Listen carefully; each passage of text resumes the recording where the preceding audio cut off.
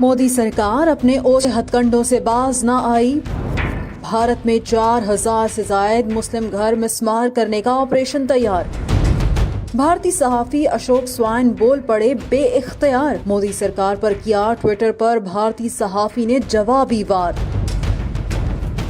भारत में मोदी सरकार की इंतहा पसंदी एक बार फिर अरूज पर पहुंच गई। मोदी हुकूमत ने हजारों मुसलमानों को बेघर करने का मंसूबा तैयार कर लिया। रियासत उत्तराखंड के शहर नैनीताल में मुसलमानों के 4500 घरों को रेलवे लाइन मंसूबे के नाम पर गिराया जाएगा। भारतीय मीडिया के मुताबिक उत्तराखंड की हाई कोर्ट ने हुक्म दिया है कि हिल्दवानी रेलवे स्टेशन पर मुकीम गैर मिजाज काबजीन को बेदखल करके जल्द काम शुरू किया जाए, जिसके खिलाफ खवातीन और बच्चों समेत हजारों भारतीय मुसलमान एहतजाजन सड़कों पर निकल आए हैं।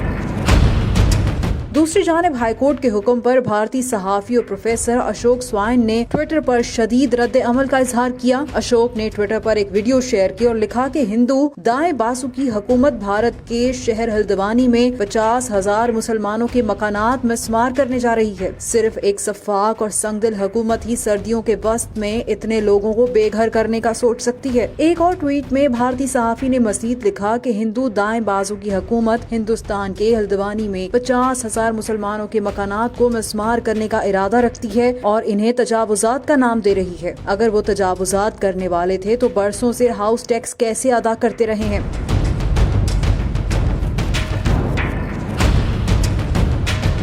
भारतीय सहाफी ने मोदी सरकार से सवाल किया कि इस जगह 5 सरकारी स्कूल, 1 अस्पताल और 2 पानी के टैंक कैसे हैं।